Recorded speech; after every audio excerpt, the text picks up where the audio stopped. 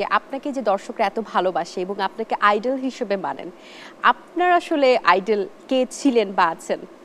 যখন আপনি ছোটবেলা থেকে বড় হওয়া শুরু করেছেন তখন থেকে? অভিনয়ের জগতে? অভিনয় বা অন্য কোনো সেক্টরও হতে পারে।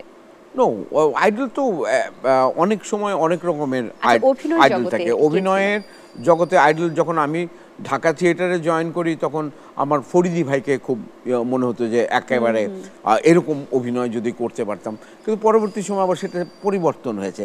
তখন আমার মনে হয়েছে যে আমাদের দলের যে প্রধান নাসিরউদ্দিন ইউসুফ, বাচ্চু ভাই, আমরা বাচ্চু ভাই বলি, যে উনার মতো যদি হতে পারতাম, উনার মতো ডিরেক্টর যদি হতে পারতাম, তখন আবার সেটা মনে হয়েছে। আবার রাজনৈতিক ক্ষেত্রে দেখা গেছে যে একজন বিখ্যাত নেতার কথা আমার মনে হয়েছে যে উনি হচ্ছে আমার আইডল। কিন্তু বেসিক্যালি আমার আইডল হচ্ছে আমার বাবা।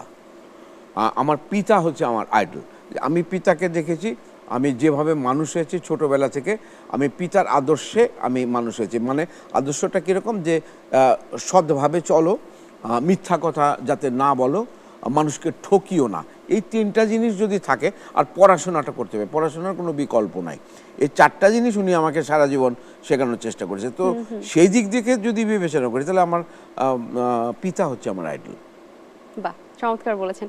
আপনার বাবার সাথে যে ছোটবেলার কিছু তো স্মৃতি যেটা এখনো মনে পড়ে অবশ্যই, এবং তার কিছু কথা যেটা আপনাকে খুব ইন্সপায়ার করে, যদি আমাদের সাথে শেয়ার করতেন। ওমা, আমার বাবা তো আমাকে অত্যন্ত ভালোবাসতেন, অত্যন্ত। মানে আমরা তখন 4 ভাই বোন ছিলাম। পরবর্তী সময় আমার আরেকটা ভাই হয়, আমি একাই ছিলাম ছেলে, বড়। সো আমার প্রতি আমার বাবার অতিরিক্ত ভালোবাসা ছিল, এবং অতিরিক্ত ভালোবাসা থেকে আই ওয়াজ খুবই ফ্রি ছিলাম আমি বাবার সাথে। বাবা আমাকে ছোটোবেলায় খেলতে নিয়ে যেত। এই যে আমরা তো ঢাকা শহরে বড় হয়েছি, রমনা পার্কের বকুল গাছগুলো তখন ছোট ছিল, ওইখানে আমরা ফুটবল খেলতাম। রাজারবাগ পুলিশ লাইনের মাঠে ফুটবল খেলতাম। আব্বা ওখানে যেত প্রতিদিন বিকালবেলা, এবং আমাদের খেলোয়াড়ের যদি শর্ট পড়তো তাহলে আব্বা গোলকিপার হিসেবে দাঁড়িয়ে যেত। তো এইভাবে আমি চলেছি। তো এগুলো তো সবই মিস করি, কোনটা মিস করি না। আমি ইদানিং অনেকগুলো নাটকে দেখে থাকবেন যে আমি বয়স্ক চরিত্র করি, বাবার চরিত্র করি। 2-1টা নাটকে আমি আমার বাবাকে টোটালি পোর্ট্রে করি। আমার বাবার লুক যেরকম, ওই লুকটা আমি নেই হচ্ছে দেনা পাওনা নাটকে।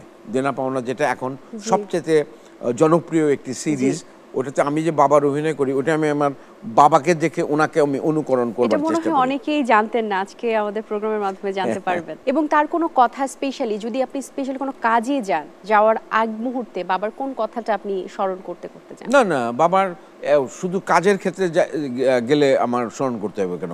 আমি তো সারাক্ষণই স্মরণ করি। নিঃশ্বাস যেরকম মানুষ সারাক্ষণই নেয়, কিন্তু সারাক্ষণই নিঃশ্বাস নিচ্ছে, ছাড়ছে, এটা যেমন একটা অটো প্রসেস, এটা না নিলে আমি বাঁচবো না। সুতরাং বাবা মায়ের কথা আমি প্রতিদিন, আমি যখনই যাই তখনই বা যে কোনো সময়ে আমি বাবা মার কথা মনে করি। আচ্ছা।